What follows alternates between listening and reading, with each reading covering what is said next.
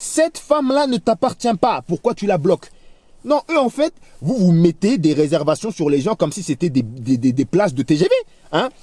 Oh, j'ai réservé mon siège. Mais non, c'est pas comme ça que ça se passe. Salut à tous les petits loups, j'espère que vous allez bien. On se retrouve pour une nouvelle vidéo. Aujourd'hui, on va parler d'une catégorie de personnes qui dérangent. Ces gens-là dérangent et on en a quasiment tous dans notre entourage. Autant dans les groupes d'hommes que dans les groupes de femmes. S'il y a des femmes qui regardent cette vidéo, restez bien jusqu'à la fin. Parce que vous, je pense que c'est même pire que nous à ce niveau-là. Donc, on est parti, je démarre la vidéo. Mais avant ça, j'ai un petit truc à te demander. J'ai fait un formulaire où j'ai une question que je t'ai posée. J'aimerais bien que tu m'y répondes.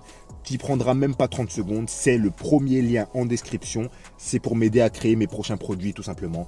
Donc écoute, on fait pas plus long pour l'intro, on est parti. Aujourd'hui, je voulais te parler d'un groupe de personnes que j'appelle les conservateurs. Alors les conservateurs, c'est qui, c'est quoi, qu'est-ce qu'ils font? Je t'explique ça tout de suite. Dans un groupe d'amis, on va prendre un groupe de gars. Chaque mec connaît des meufs différentes. Parce que chacun a eu sa vie, chacun a étudié à différents endroits, a vécu à différents endroits, a voyagé à différents endroits, etc., etc. Et il arrive très souvent qu'un mec connaisse une meuf qui intéresse un de ses potes, tu vois. Donc le cas typique, c'est quoi? Le cas typique, tous les mecs sont ensemble, ils sont en train de passer une petite soirée, tranquille, ils sont bien, ils sont posés, tout ça. Il y en a un qui est en train de scroller sur son téléphone sur Insta, il y a une photo d'une meuf qui passe, son pote voit la photo, il dit « Mais attends, c'est qui celle-là ?» Il dit « Ouais, c'est une meuf que je connais de je ne sais où, je ne sais où. » Non, elle est lourde, hein, vas-y, passe-moi le Insta. Et le conservateur, c'est le mec qui ne va pas vouloir donner le contact. Voilà qui sont les conservateurs. C'est les gens qui veulent se garder tout le monde pour eux. Très généralement, les conservateurs, c'est soit des personnes qui ont déjà essayé de se mettre en couple avec la femme en question, mais ils se sont fait barrer, ils n'ont pas réussi. Soit ils se sont fait barrer frontalement, ou soit c'est des personnes qui ont fait des petites allusions.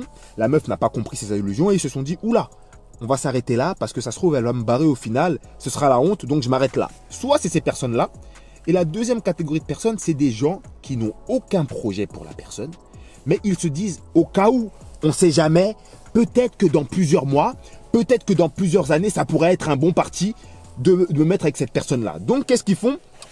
Ils conservent. Donc moi, vraiment, j'ai commencé à me poser des questions. Je me suis dit, mais attends, mais pourquoi est-ce que ces gens font ça? Pourquoi est-ce que ces gens veulent bloquer les personnes comme si c'était des gens qui leur appartenaient et ils ne veulent pas donner les contacts? Et moi, j'en suis venu à la conclusion qui est que, puisque ces personnes-là n'ont pas réussi à se mettre en couple avec ces meufs-là, ils veulent que personne de leur entourage arrive à aller là-bas. Tu comprends ce que je veux dire? Moi, j'ai pas réussi, toi, tu vas pas y arriver non plus. C'est ça la mentalité. Et c'est triste, c'est très triste. Donc moi, je fais cette vidéo, pourquoi? Tout simplement parce que je sais très bien qu'elle va être visionnée par plusieurs conservateurs et par plusieurs conservatrices. Moi, j'ai juste un message à faire passer. Arrête tes bêtises. Arrête tes bêtises tout de suite. Cette femme-là ne t'appartient pas. Pourquoi tu la bloques? Non, eux, en fait, vous mettez des réservations sur les gens comme si c'était des places de TGV. Hein? Oh, j'ai réservé mon siège. Mais non, c'est pas comme ça que ça se passe. T'as essayé et t'as pas réussi. Fais la passe. Donne le contact. Ton pote, lui, va essayer d'y aller. C'est comme ça que ça se passe. Maintenant, si tu as des projets pour la personne, si tu es en train d'essayer de travailler, dis-le à ton gars. Dis à ton gars, écoute, là, en ce moment, je peux pas te passer le contact parce que je suis en train d'essayer de bosser dessus, je suis en train d'essayer de charbonner. Laisse-moi faire les bails, s'il te plaît. Tout vrai ami qui se respecte, il va comprendre. Il va dire, vas-y, tranquille, il n'y a pas de souci, il n'y a pas de galère. Si maintenant, tu as essayé, tu n'as pas réussi, ah mon gars, bon, là, il va falloir se poser des questions. Tu gardes pourquoi?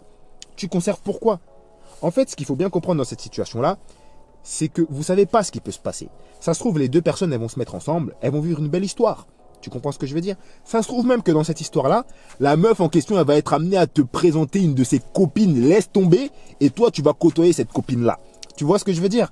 Il peut aussi rien se passer du tout pour toi. Peut-être que tu vas rien gagner du tout. Ça, tu peux rien savoir de ça. Le seul truc que tu peux savoir, le seul truc dont tu es sûr, c'est que là, à l'heure actuelle, pour toi, c'est mort. Pour toi, il n'y a rien.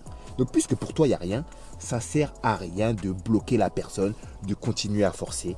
Donne le contact, ton pote va essayer, on verra ce qui se passera. C'est tout. Et puis là, je suis en train de parler des gars depuis tout à l'heure, mais je me demande même si chez les femmes, c'est pas pire que nous. Je me demande même si c'est pas pire que nous. Elles vont même jusqu'à mentir, dire que le gars il est en couple. Une équipe de meufs comme ça, plusieurs copines. Il y a une meuf qui connaît un gars. Elle n'a jamais rien fait avec, enfin.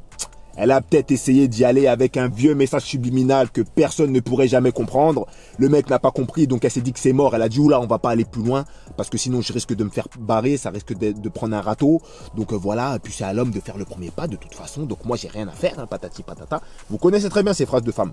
Et donc, soit elle a fait ça, ou soit elle a absolument rien fait. Elle se dit, non, plus tard peut-être ça peut être bon Si je me mets avec lui plus tard, ça peut être à mon parti.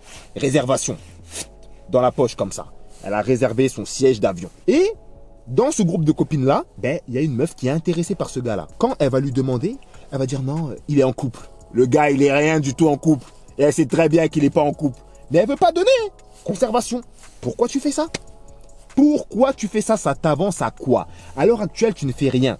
Si tu as des vues, dis non, écoute, franchement, là, écoute, ce gars-là, il me plaît. J'aimerais bien essayer un truc, mais je sais pas trop comment faire. Patati patata, laisse-moi un peu de temps et tout. Ta copine, elle va comprendre, meuf. Et puis, très souvent, ce qui se passe après chez les femmes, c'est encore pire. Non, les femmes, en fait, c'est pire que nous. Quand la copine, elle va trouver un moyen d'avoir le contact du gars et qu'elle va commencer à parler avec le gars, elle va se rendre compte que le gars n'est pas en couple. Quand la meuf de base qui ne voulait pas donner le contact, elle va la prendre. Guerre froide. Guerre froide. Oh, ouais, elle m'a volé mon plan. Ton plan de quoi? Tu faisais rien. Ton plan de quoi? Tu faisais rien déjà de base. Tu vois? T'as rien fait.